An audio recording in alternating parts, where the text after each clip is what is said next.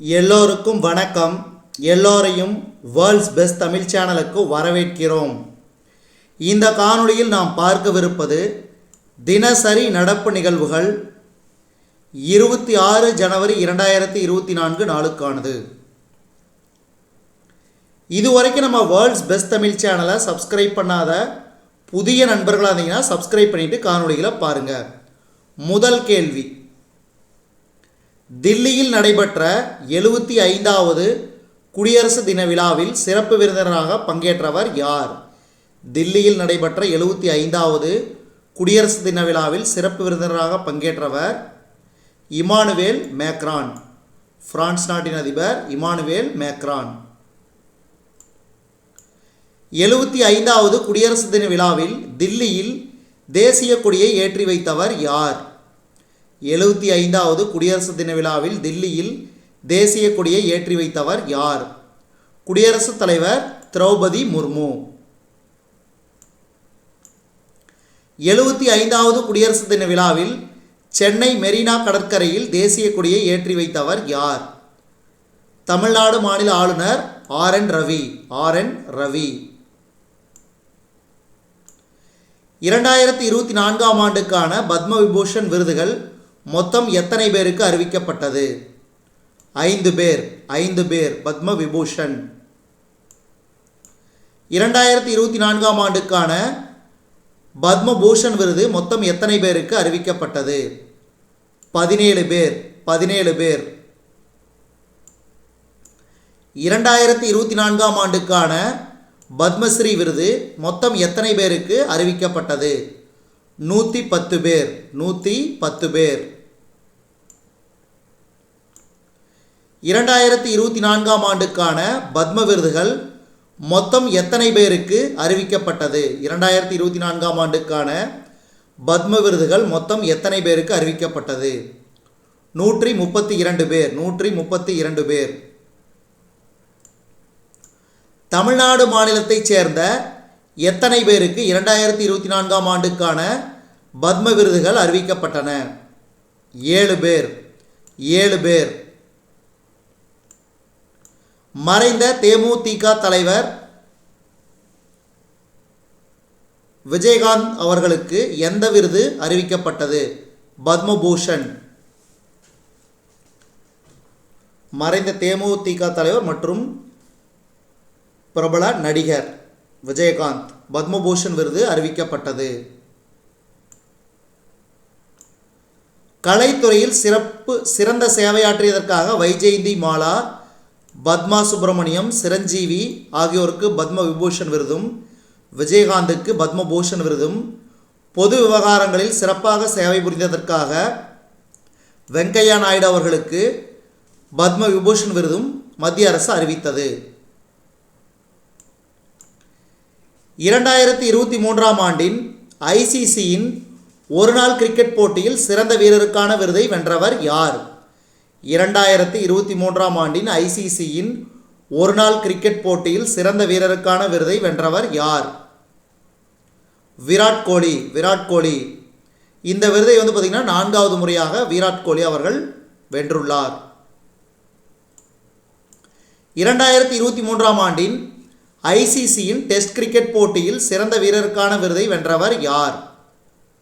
உஸ்மான் கவாஜா. ஆஸ்திரேலியனின் வீரர் உஸ்மான் கவாஜா. 2023ஆம் ஆண்டுக்கான ஐசிசியின் சிறந்த கிரிக்கெட்டருக்கான விருதுக்கு தேர்வு செய்யப்பட்டவர் யார்? ஆஸ்திரேலியனின் கேப்டன் பேட் கமின்ஸ் அவர்கள். அதாவது ஆசஸ் கோப்பையை தக்க வைத்தது, அதேமாதிரி டெஸ்ட் சாம்பியன்ஷிப் பட்டம் வென்றது, அதே மாதிரி ஒரு நாள் கிரிக்கெட் போட்டியில் உலகக்கோப்பையை வென்றது என்று சிறப்பான பங்கேற்பை வெளிப்படுத்தினமையால் ஐசிசியின் சிறந்த கிரிக்கெட்டருக்கான விருதுக்கு ஆஸ்திரேலியனின் கேப்டன் பேட் கமின்ஸ் அவர்கள் தேர்வு செய்யப்பட்டார். சர்வதேச டெஸ்ட் கிரிக்கெட் போட்டிகளில் ஆஸ்திரேலிய அணிக்காக 350 விக்கெட்டுகள் வீழ்த்திய 5வது வீரர் என்ற பெருமையை பெற்றவர் யார்? Mitchell Starc. 2024ஆம் ஆண்டுக்கான தேவி விருதுகள் மொத்தம் எத்தனை பேருக்கு வழங்கப்பட்டது? 11 பேருக்கு. அதாவது இந்தியன் எக்ஸ்பிரஸ் நிறுவனம் சார்பில் ஒவ்வொரு ஆண்டும் இந்த தேவி விருதுகள் சிறப்பான பங்களிப்பை வழங்கிய பெண்களை தேர்ந்தெடுத்து இந்த விருதுகள் வழங்கப்படுவது குறிப்பிடத்தக்கது. அந்த வகையில் இந்த வருடம் 11 பேர் தேர்ந்தெடுக்கப்பட்டனர். அவர்கள் யார் யாருன்னு பின்வருமாறு.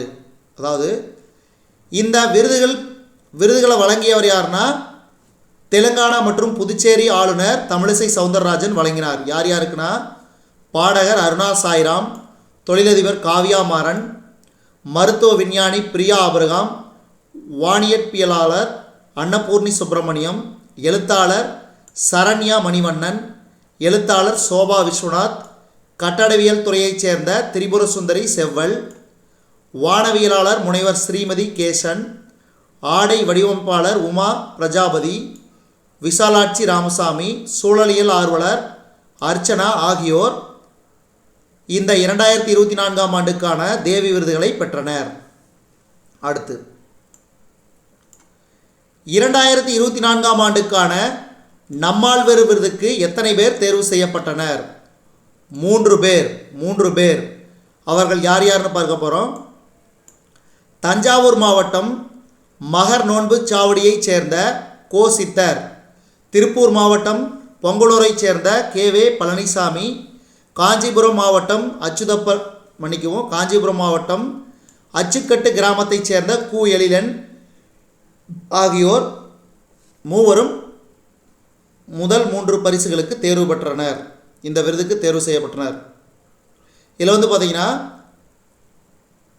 கோ சித்தர் அவர்களுக்கு 2.5 லட்சம் ரூபாயும் அதற்குரிய சான்றிதழும் விருதும், KV பழனிசாமி அவர்களுக்கு 1.5 லட்சம் ரூபாய் பரிசு தொகையும் விருது மற்றும் சான்றிதழும், கு எழிலன் அவர்களுக்கு 1 லட்சம் ரூபாயும் விருது மற்றும் சான்றிதழும் வழங்கப்பட உள்ளது குறிப்பிடத்தக்கது. இது ரொம்ப முக்கிய ஞாபகம் வச்சுங்க. இது அடிக்கடி இனி வரக்கூடிய நாட்களில் கரண்ட் அஃபேர்ஸில் இந்த கேள்வி ரொம்ப முக்கியமானதாக அமையும்.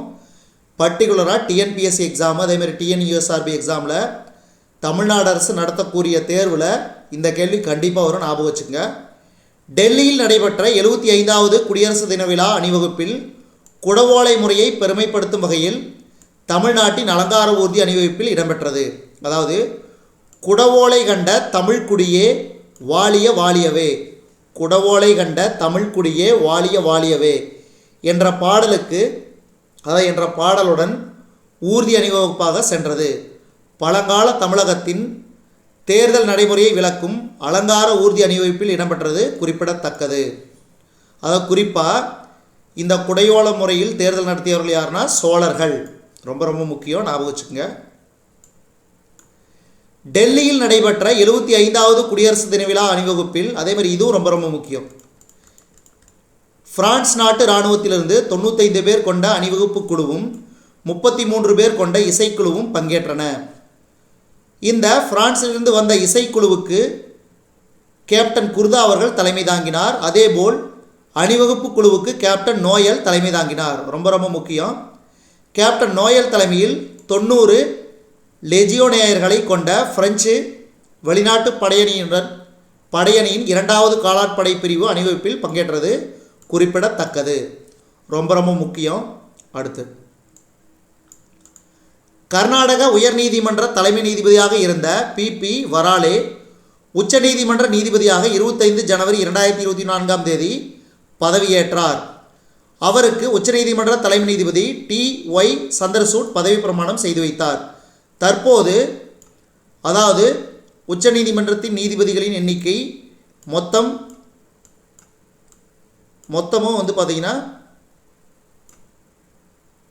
ஃபில் செய்யப்பட்டுள்ளது. 34 பதவிகள். அப்போ தற்போதுள்ள உச்சநீதிமன்ற நீதிபதிகளின் எண்ணிக்கை 34ஆக உயர்ந்துள்ளது.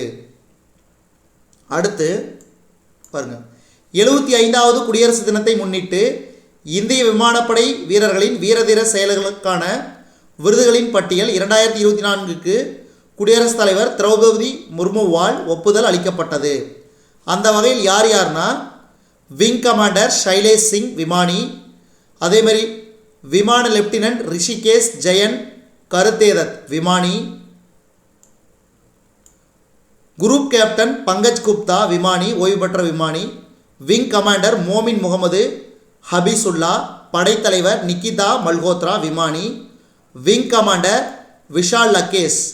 நிர்வாகம் பாராசூட் ஜம்ப் பயிற்றுவிப்பாளர் ஆகிய ஆறு பேருக்கும் இந்த வீரதீர செயல்களுக்கான விருதுக்கு ஒப்புதல் வழங்கப்பட்டது குறிப்பிடத்தக்கது. ரொம்ப ரொம்ப முக்கியம், இதில் ஞாபகம் வச்சுக்கணும். அடுத்தது, உத்தரப்பிரதேச மாநிலம் புலந்த்சாகரில் ரூபாய் 19,100 கோடி மதிப்பிலான வளர்ச்சி திட்டங்களுக்கு அடிக்கல் நாட்டி நிறைவுற்ற திட்டங்களையும் பிரதமர் நரேந்திர மோடி அவர்கள் தொடங்கி வைத்தார். அந்த வகையில் சரக்கு வழித்தடத்தில் புதிய குர்ஜா புதிய ரேவாரி இடையே 173 கிலோமீட்டர் நீளமுள்ள இரட்டை மின்மயமாக்கப்பட்ட பாதையை பிரதமர் நரேந்திர மோடி அவர்கள் அர்ப்பணித்தார். மதுரா பல்வால் பிரிவு சிபியனா புசூர்க் தாத்ரி பிரிவை இணைக்கும் 4வது பாதையை அர்ப்பணித்தார். இந்தியன் ஆயில் நிறுவனத்தின் துண்ட்லா கவாரியா குழாய் திட்டத்தை பிரதமர் நரேந்திர மோடி அவர்கள் தொடங்கி வைத்தார்.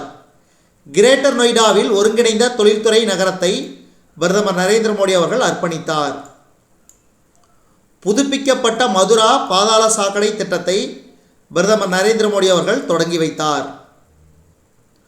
கோவையில் நடைபெற்ற 6வது கேலோ இந்தியா விளையாட்டுப் போட்டிகளில் கூடைப்பந்து போட்டியில் தமிழக ஆடவர் மகளிர் அணியினர் தங்கப்பதக்கத்தை வென்றனர். திருச்சியில் அமைக்கப்பட்ட முன்னாள் முதல்வர் கருணாநிதியின் 8 அடி உயர முழு உருவச் சிலையை உதயநிதி ஸ்டாலின் அவர்கள் திறந்து வைத்தார். 2022ஆம் ஆண்டுக்கான இலக்கிய மாமணி விருது கள்ளக்குறிச்சியைச் சேர்ந்த அரங்க ராமலிங்கம், விருதுநகர் மாவட்டத்தைச் சேர்ந்த கோமா கோதண்டம், கோவை மாவட்டத்தைச் சேர்ந்த சூரியகாந்தன் ஆகியோருக்கு வழங்கப்படுகிறது.